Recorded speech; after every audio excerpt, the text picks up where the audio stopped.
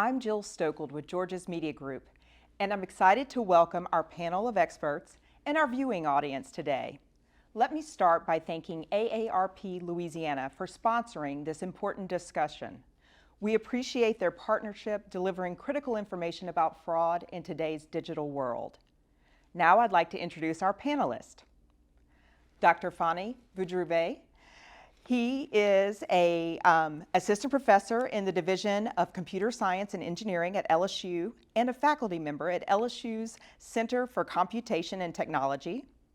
We have Felton Joseph Jr., Secret Service agent in Baton Rouge and member of Southwest Louisiana Fraud Task Force. Bobby Savoy, AARP Regional Volunteer Director and former state president of AARP Louisiana. And last but not least, Captain Richard Decuir, leader in East Baton Rouge Parish Sheriff's Office Financial Crimes Division. Thank you all for joining us today. Before we start, we have a brief message from our partner, AARP. Welcome to the Advocates Virtual Roundtable Discussion. I'm Denise Botcher, AARP State Director. And I'm Alfred Mason, AARP State President. AARP is the nation's largest nonprofit, nonpartisan organization dedicated to empowering people to choose how they live as they age.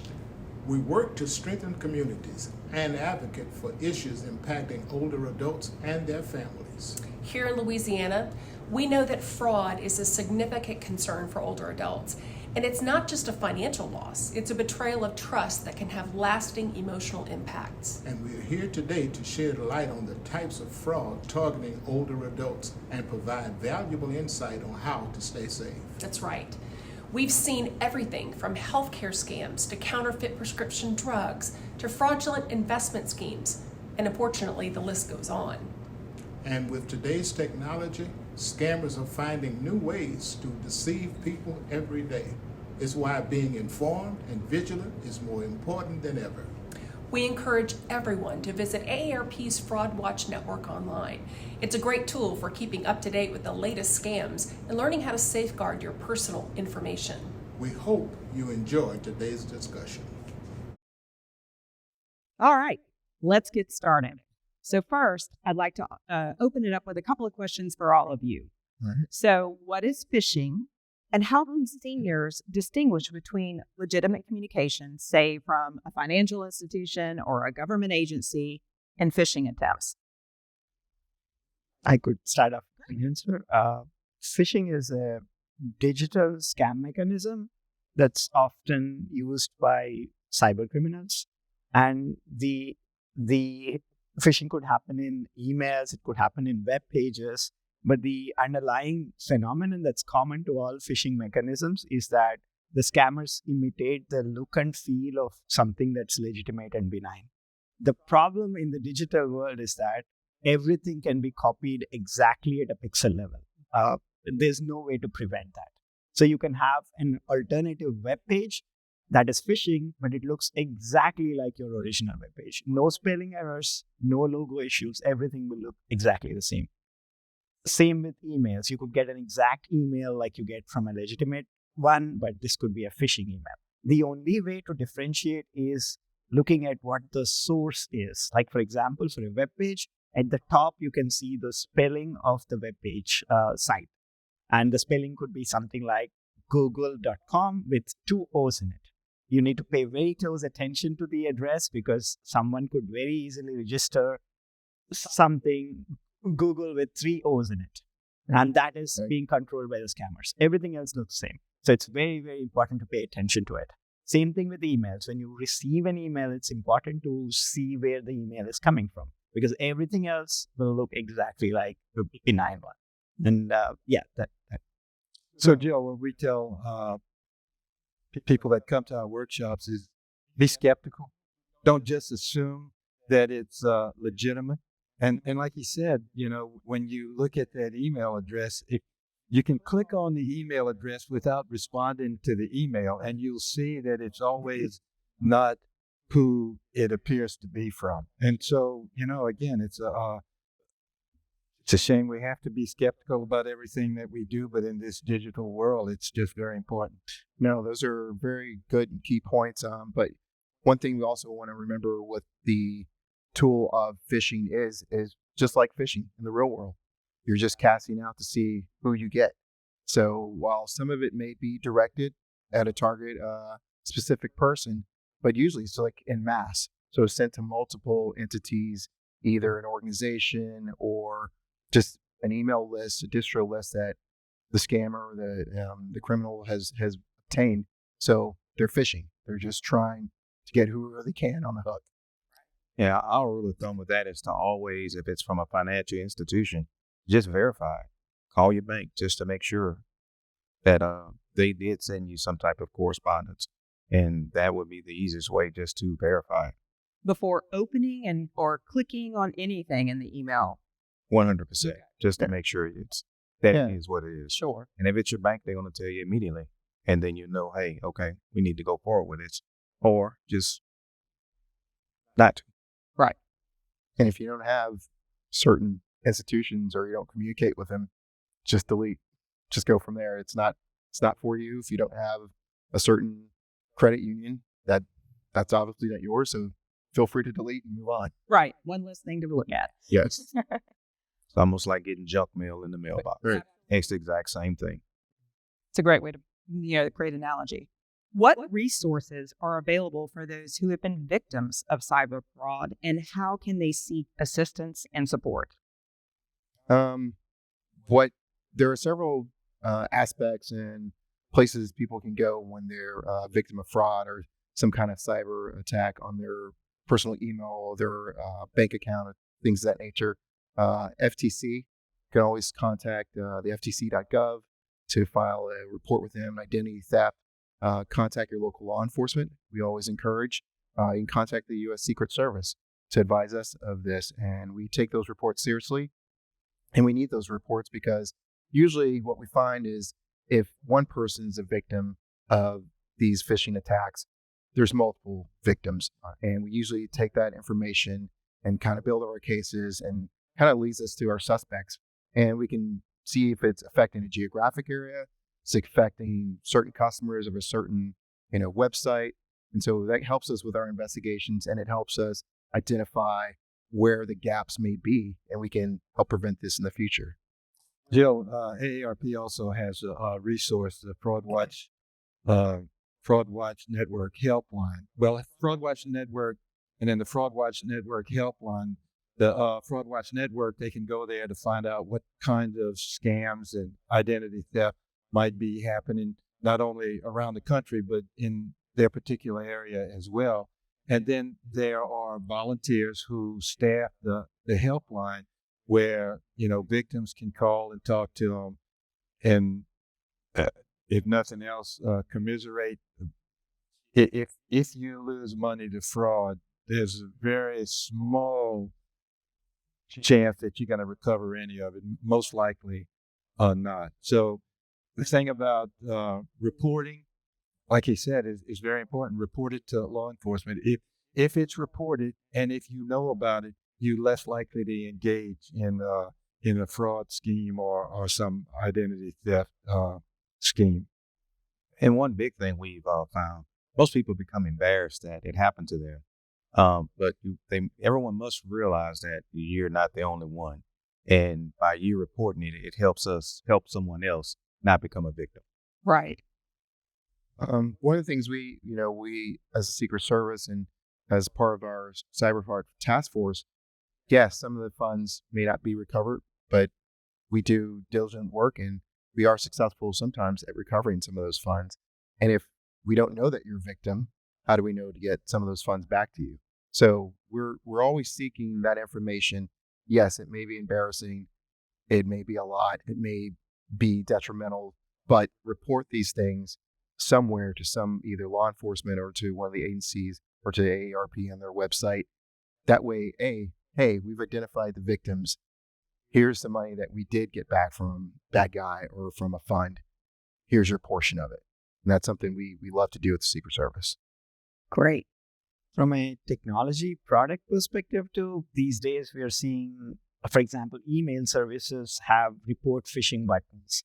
So it would help to click on that because, like Felton mentioned, they see it at a larger scale. And if a good number of people click on that button, they'll see a campaign going on, and it will stop for a lot of future victims too. So it helps to see where these report buttons are and kind of click on them. Gmail, Outlook, all of them provide a simple button that you can click on to report a phishing email, and that will help stop a lot of fraud. Right. It's good. It's a good one.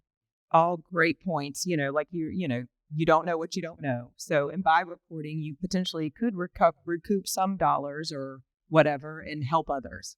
Right. And the main thing is to make sure you report it, because we can't investigate it or know about it if no one never reports it. Right. Right. So, great. All right. So Captain Decuir, what are the primary objectives and responsibilities of the Financial Crime Division within your organization?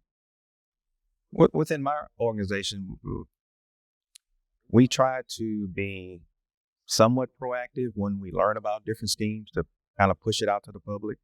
But most often cases, everything that we do is reactive, and we're learning about it after the fact. And once we get it, we try to identify those suspects, no matter where they are in the world. We do a lot of partnering with the Secret Service, so that gives us an extension of law enforcement to go after people who are targeting either be it the elderly or just whomever that is that they're targeting.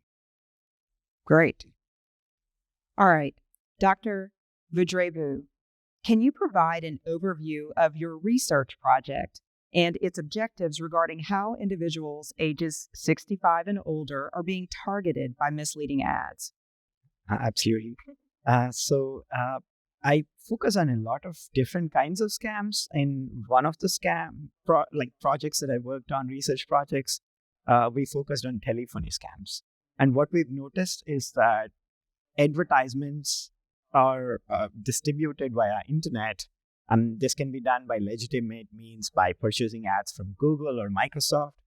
And whenever you purchase an ad, you can actually pay the advertising company money to target a specific demographics. That's legal.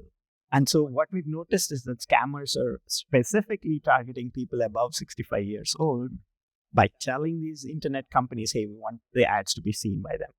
And the ads pop up, but unfortunately, these ads would be for phishing websites that are advertising a 1-800 telephone number. And the problem with 1-800 telephone numbers is people trust them. They think all 1-800 numbers are legitimate, and they end up calling them, and that leads to a scam on phone channel. But we've sort of studied it, and we were surprised to notice that there was explicit targeting of older adults in that.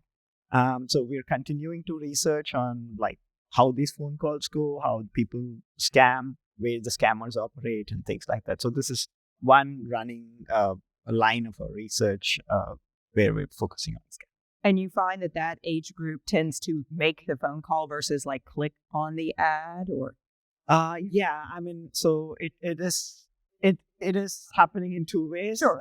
I guess scammers realize that age group is vulnerable, and so they're targeting the ad specifically for that age group. They even build their websites with large text just to make people with vision acuity issues also accessible, so that they can call the phone number and do that.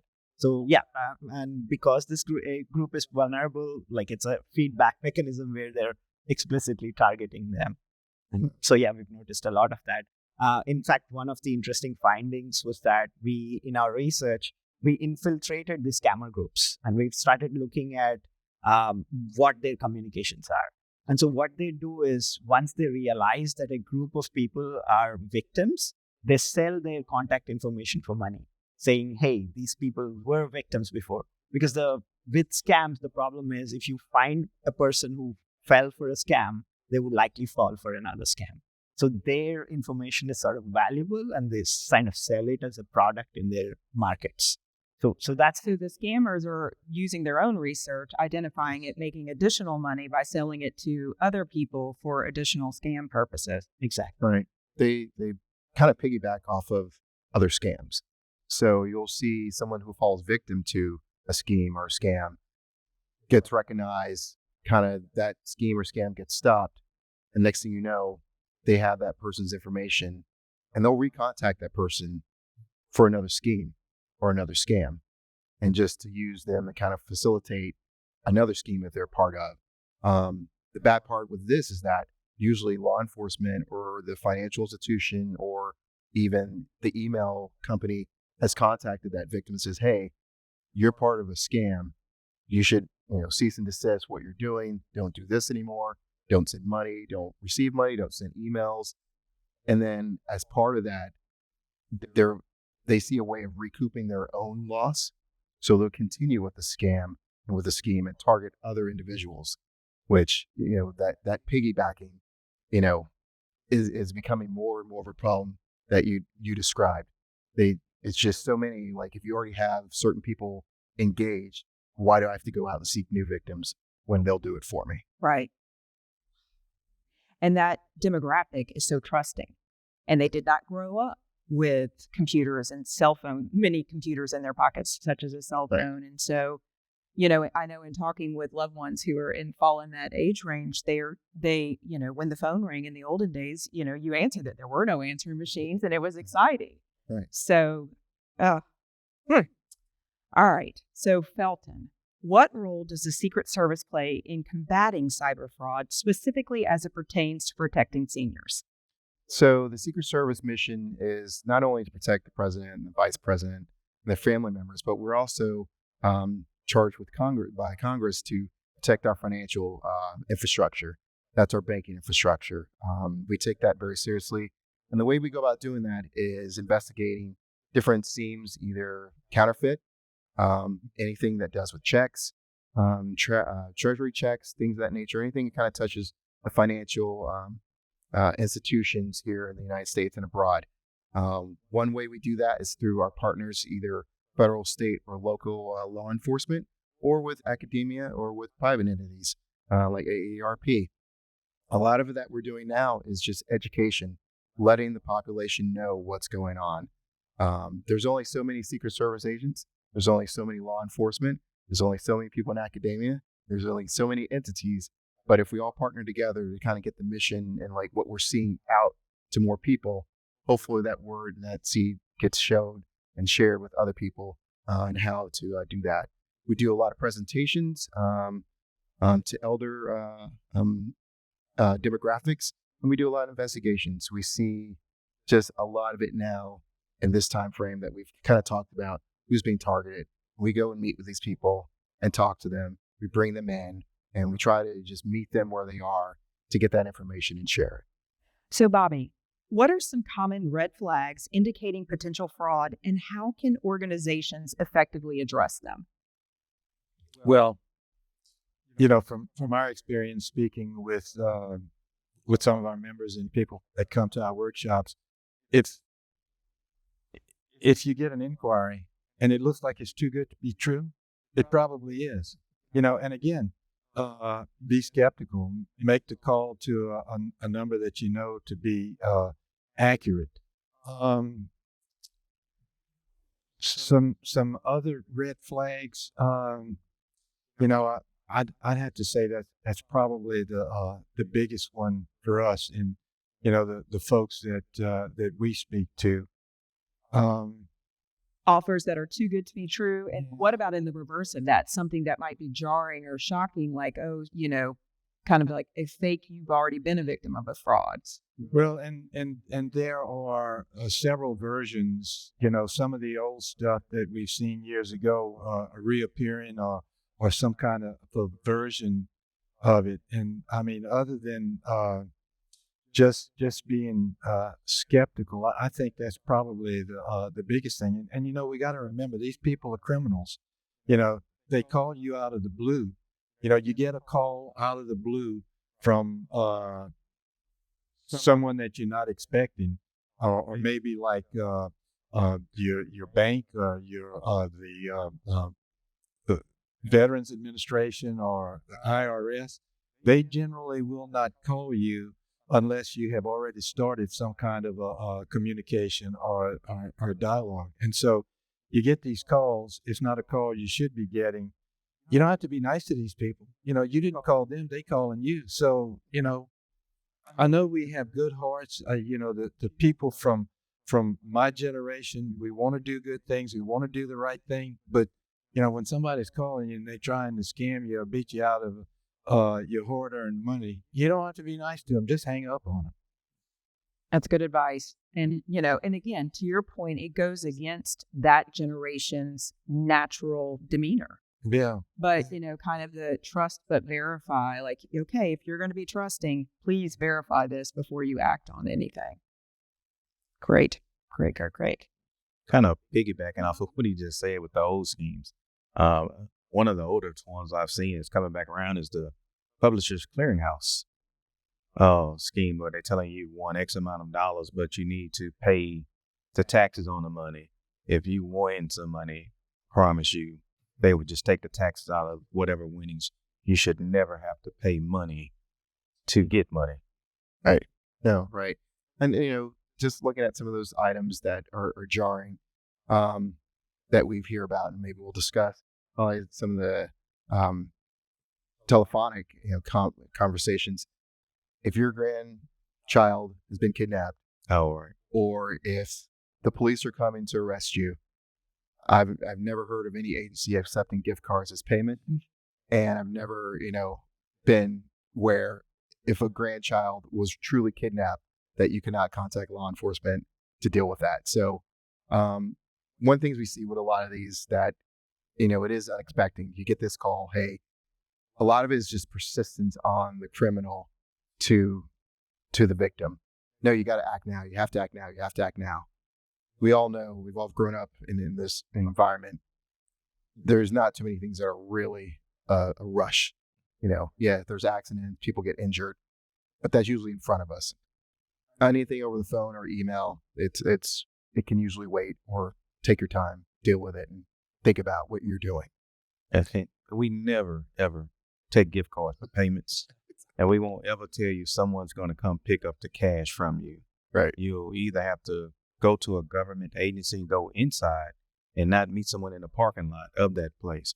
So always keep those things in mind. That's a clue. When you got to make that immediate decision, that's almost always a scam, because like he said, that you should have time to be able to think about it, to do your research, to make whatever decision is appropriate for you. And their research could be reaching out to one of your organizations. Correct. To say, there's no shame in that. To say, I just received this call or this whatever, and, can you help me?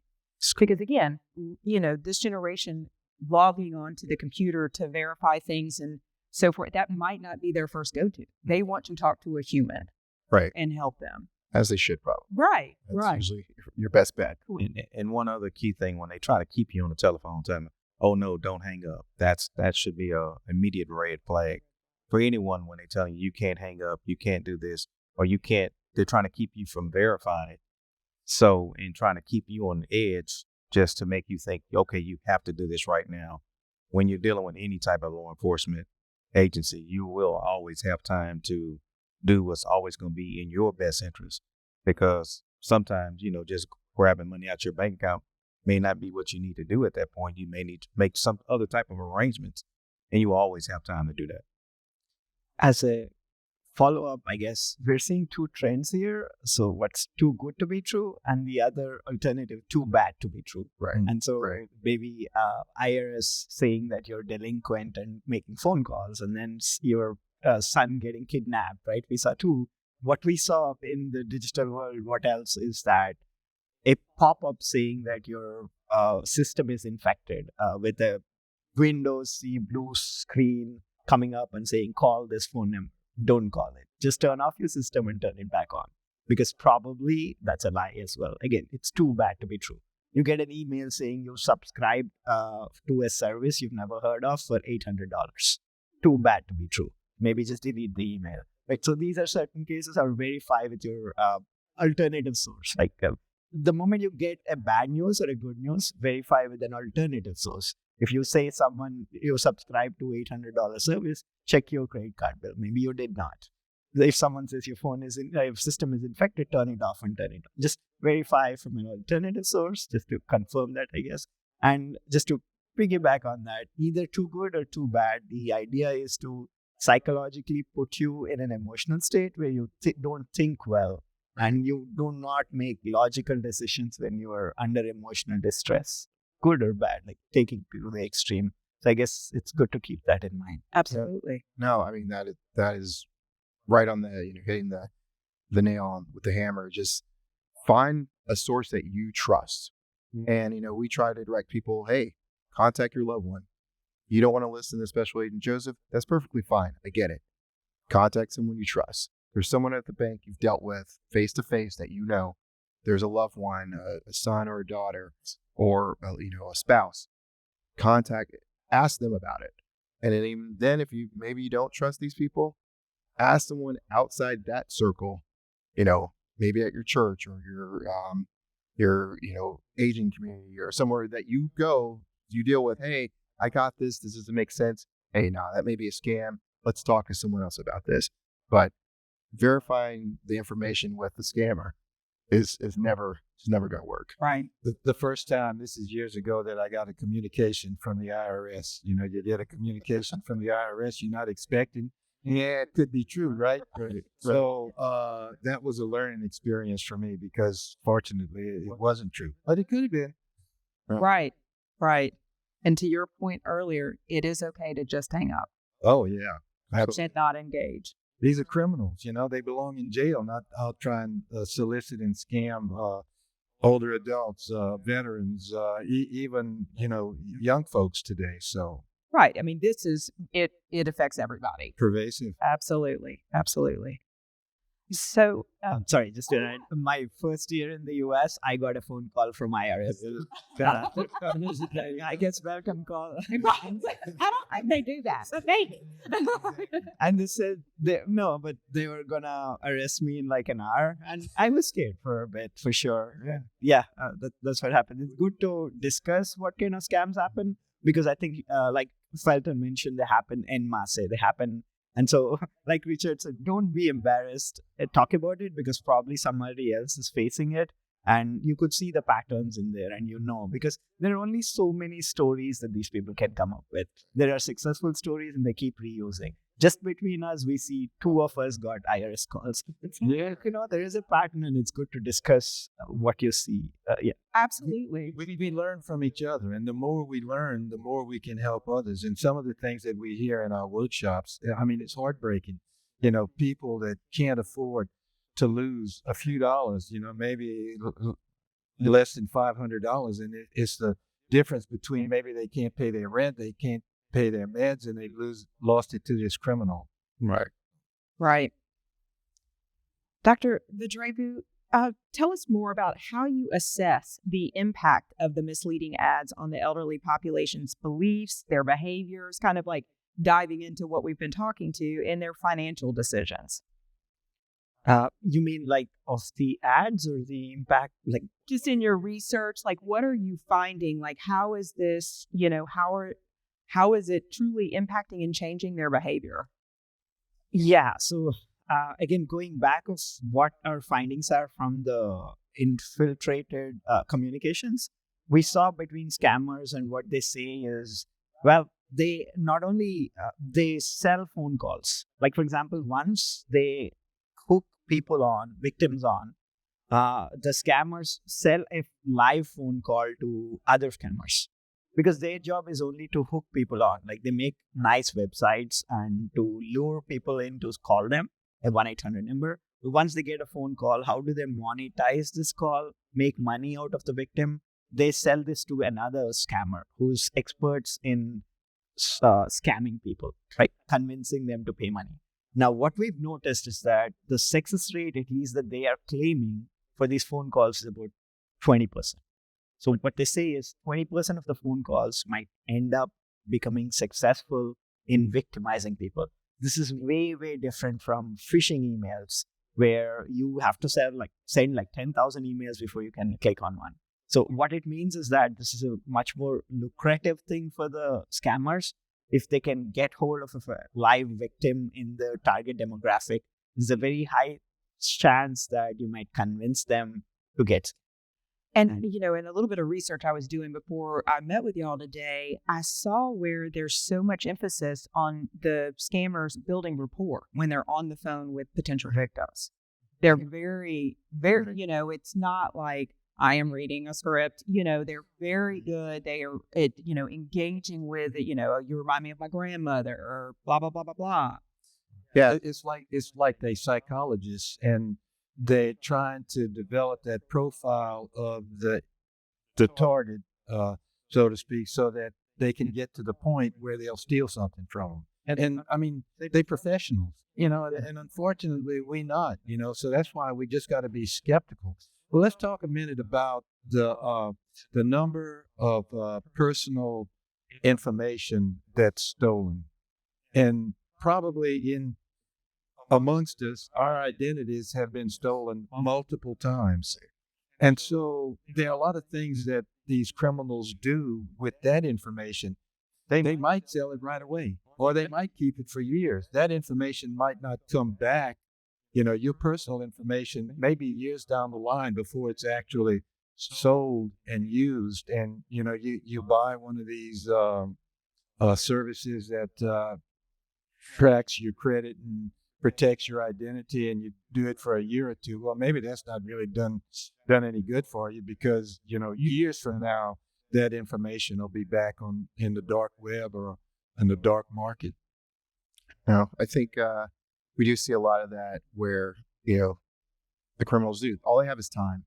We think 20% of the calls are successful. Well, 20% of if you make 100 calls one day, maybe you get 500 here, 2,000 here, you may get $50,000 from someone. We've seen that. Just working with Captain Decuir, we've gotten those calls. Hey, this person went to their bank, withdrew $50,000, put it in a Bitcoin ATM, or left it out in their trunk of their car for someone to come and get.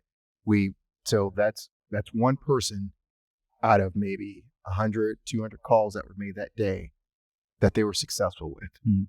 You do that every day, 365 days a year. Well, and the fact that I learned today that they're selling the information of the people who accept the bait, if you will, to other scammers. So they're just, they can literally build, a whole persona of this person. Just probably within the last couple of weeks, we had 2 victims who were called with people impersonating the sheriff's office saying that they had warrants for their arrest. And these were people that didn't even have criminal histories. Right. And between just those 2 victims, I want to say they probably got a little bit over $35,000, $40,000 out of them. Just 2 people. And that's why we, once again, report it, tell somebody, because guess what? Now I'm going to impersonate you. I'm going to go set up a bank account. I'm going to use your information. You've got to tell someone, tell your credit, union, tell your credit, report to your credit, TransUnion or Equifax, report it to them, report it to law enforcement, because next thing you know, someone's going to use your information to perpetuate the scheme even further. Correct. Following up on Richard's comment about impersonating phone calls, I just want to mention one thing. Like for phishing web pages and emails, you could look at the source address, maybe the web page name. But for phone calls, it's important to understand that phone number spoofing is a thing. Yes. So somebody could call from the sheriff's department with exactly the same phone number, but that need not be the true thing. The only way to verify is to call back the sheriff's office. If you see sheriff's phone number show up in your caller ID, that need not be real. The unfortunate thing is that telephony technologies precede current internet technologies, so there's no security built into it as it was developed. So unfortunately, what that means is that anybody can spoof anybody's number, impersonate someone else's number, and make a phone call to you. So it's always best to verify by calling back. Don't trust the phone number that shows up on caller ID. Right. I think Speaking on that spoofing thing, when we backtrack to try to identify the person who originally made the phone call through the spoofing, and when you go through that spoofing website, to try to keep themselves from getting in trouble, they say this is for entertainment purposes only. So they're trying to protect themselves from any type of prosecution, even though they're part of the scam. Right. That's furthering the scams. That Like people do. you were at a slumber party as a child and you would prank call people like your refrigerator is running. Right. Okay. Okay. So that, okay. Well, Captain Decuir, why don't you talk to us a little bit? How does your division investigate and prosecute cases involving financial exploitation of seniors, and what challenges do you typically encounter in these investigations? The biggest challenge we have is from people not reporting. We have a lot of seniors that we deal with them, and sometimes no matter what we try to tell them, says, "Hey, you're being part of the victim of a scam," and because these scammers have built such a rapport with these people, they don't believe it, and they believe the things that they're telling us. We work closely with the DA's office here, and try to further prevent is a lot of the scams that we deal with. A lot of times we try to target those people, the suspects, real hard because we're not going to ever stop it.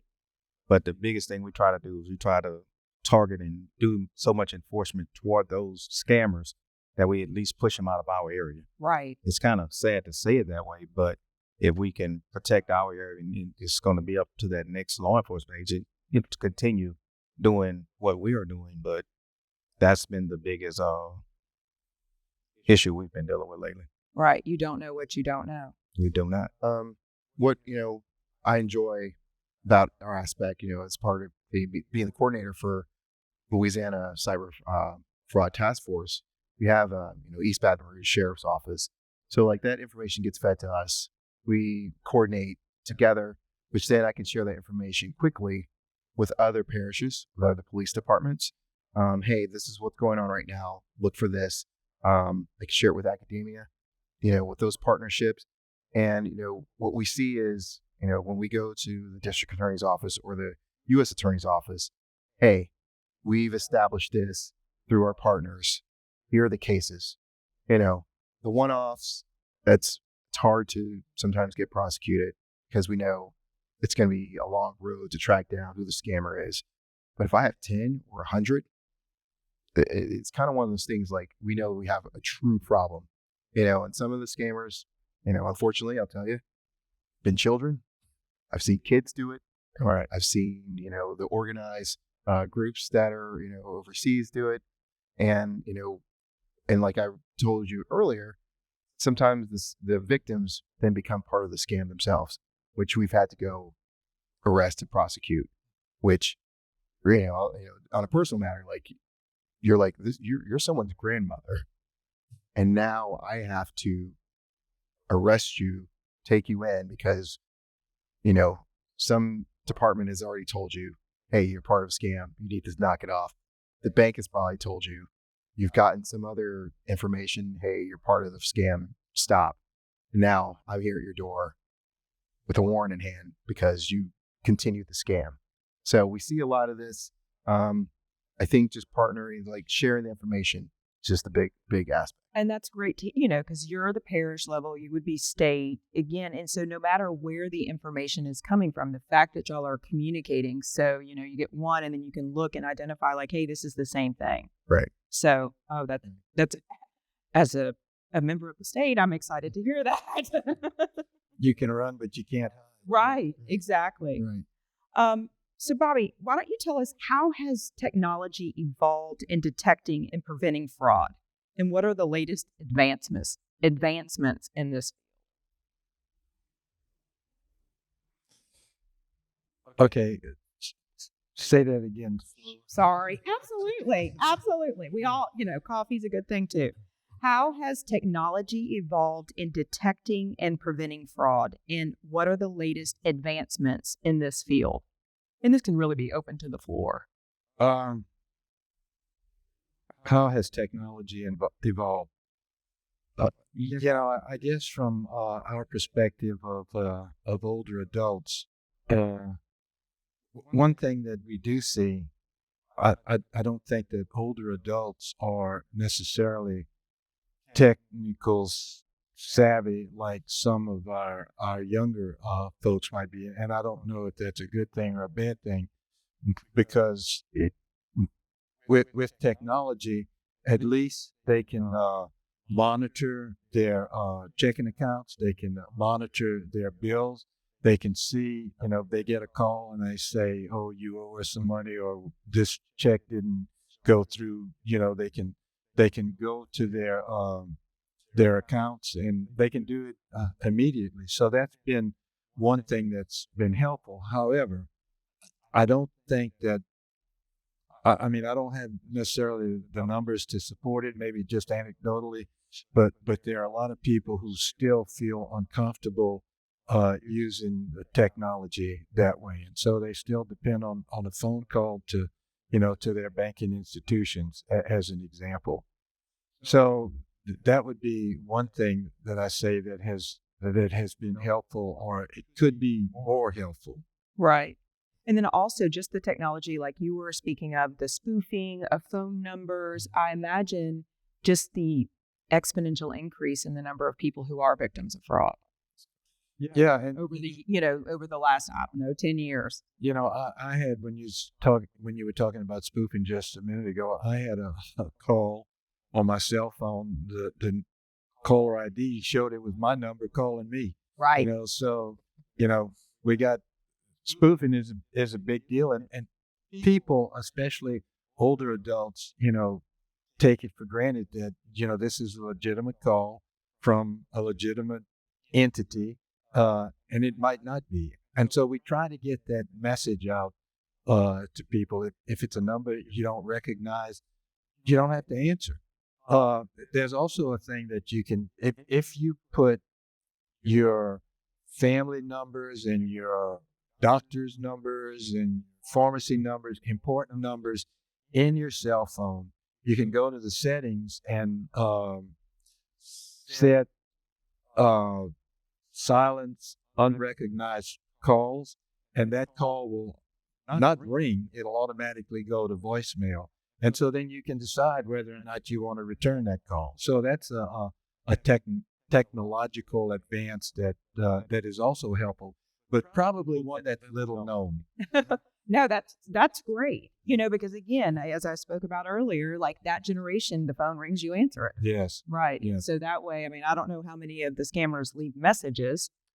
They, some are apt to do it. Once again, phishing. Right. Whatever I get on the hook, I get on the hook. Be surprised. Really? Okay. Because that's always if I don't recognize the number, if you leave me a message, then maybe I'm calling you back. And if they don't leave a message, well, it must have not been important, even if it was somebody Exactly. Right.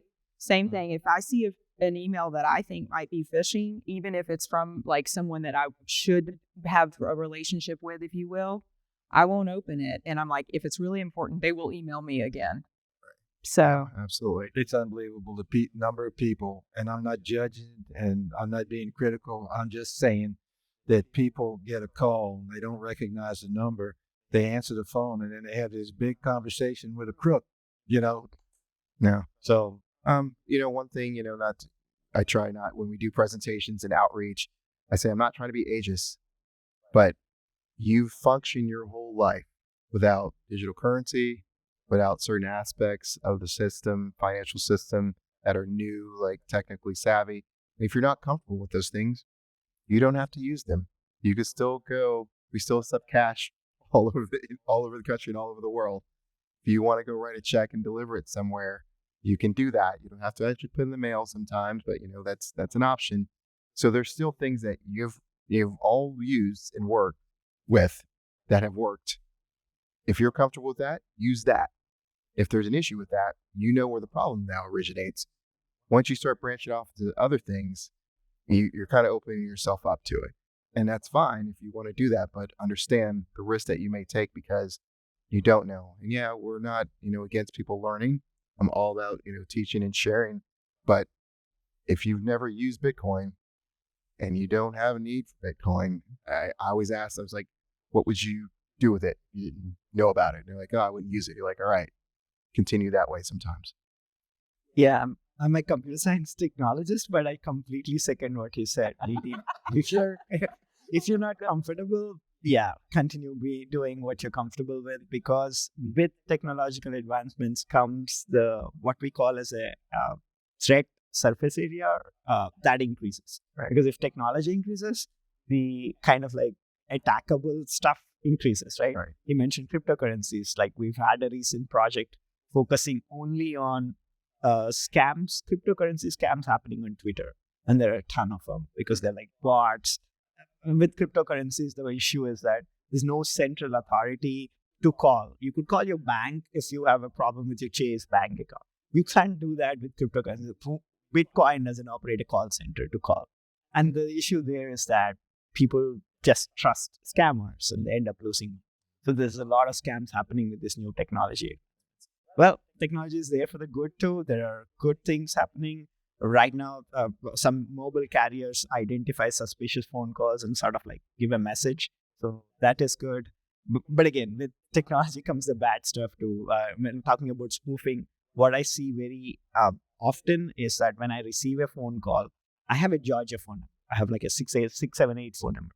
And I get what scammers do is a lot of times they impersonate your area code because there's more likelihood that you will answer the phone because you think it's local, right? So even though I moved to Louisiana, I keep getting all numbers, calls from 678. I immediately know it's a scam. Right. Even if my carrier doesn't know. Yeah. But it's not so if you are coming and working in a local area phone number. Right. But just saying that as technology advances, like this both happening. And, Absolutely. Right. So, Felton, one last question for you specifically. How does the Secret Service prioritize resources and allocate manpower to combat fraud while also addressing other types of financial crimes? That's usually a challenge for us, especially being one of the federal agencies that has a dual mission. You know, we still have our protection mission that we have to go out and do.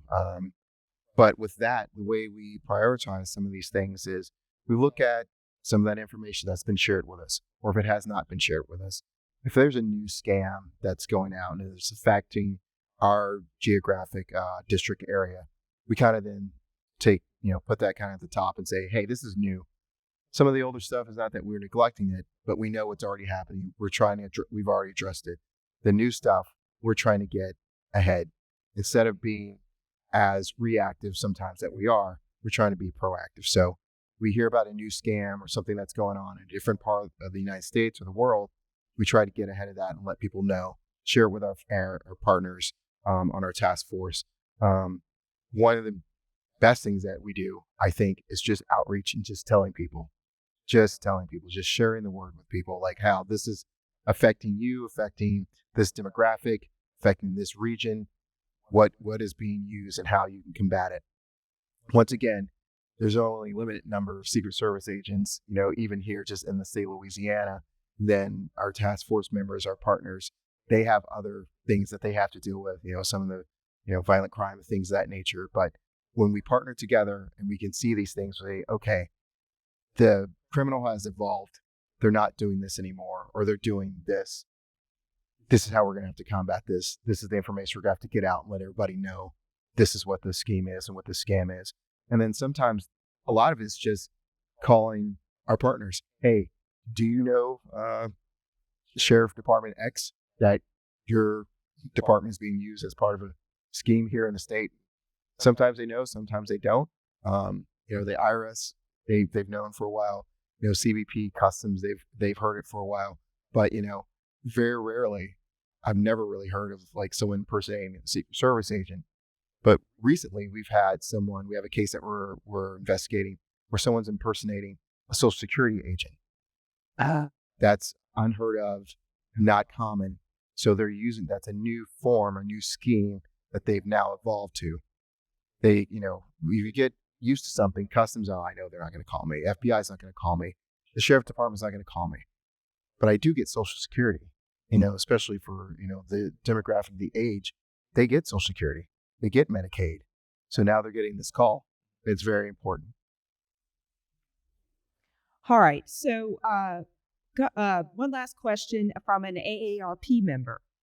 Discuss the growing role of artificial intelligence in detecting and combating fraud. and how organizations are adapting to this shift in technology to stay ahead of emerging fraud schemes. Yeah, that's a big one. Who knows where artificial intelligence is going? It's certainly a big concern because, I mean, you hear a lot of how helpful artificial intelligence can be, but at the same time, it can also be used for other purposes that are not so helpful. And, again, it's about education. We try to educate our members. If there's a new scheme out there that, pops up on the radar, or as we hear it from our members and others, the public who calls our Fraud Watch helpline, this is new information. This is something that we have to share with our members and the general public. And, our request to us for those fraud protection workshops, how to protect yourself from identity theft and fraud, those requests are growing, and we're having more and more people educated. And what we're seeing is that, some of the same people are coming back for another workshop. I mean, they'll hear something, and then if they hear it often enough, it might sink in. So, artificial intelligence is going to be something that not only AARP has to be aware of, but, industries across the board, our law enforcement agencies, and, who knows where it's going to go? Who knows what kind of legislation is being proposed in the states around the country, and what needs to be proposed.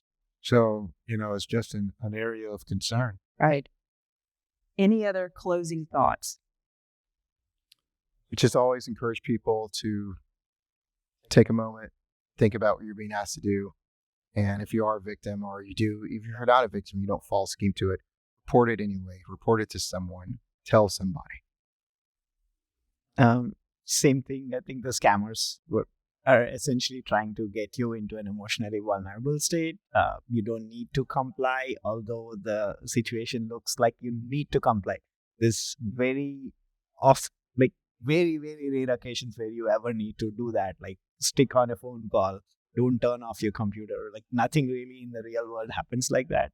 So when you see that you're being forced into something, don't kind of do that. And then, follow up on alternative sources. The age-old saying, if it's too good to be true, it's probably not true. And I like the way you use that. If it's too bad to be true, it's probably not true as well. Right. So I think the more we can be aware of scams and fraud, the more we're able to protect ourselves. And we want to protect all of our personal information, our personal identification numbers, our ID numbers, our social security numbers, do our research, be vigilant, be skeptical, keep an eye on your credit reports, monitor your bills and, your charge accounts. And I realize that's a lot of things to do, but, if the more you can do, the better you'll be able to protect yourself and your identity. Well, gentlemen, thank you so very much for joining us today and for all of the great information that you have shared. I'd also like to thank AARP Louisiana for this educational discussion about fraud. And most importantly, thank you for joining us today.